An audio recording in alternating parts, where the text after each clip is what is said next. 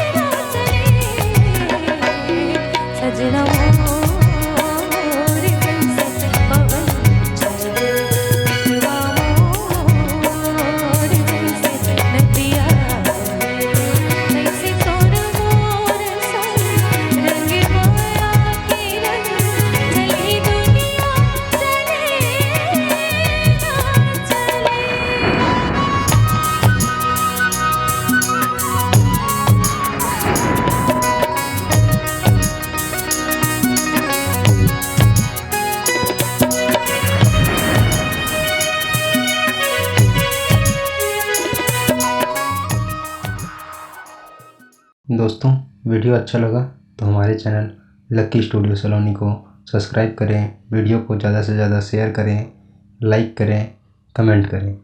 धन्यवाद।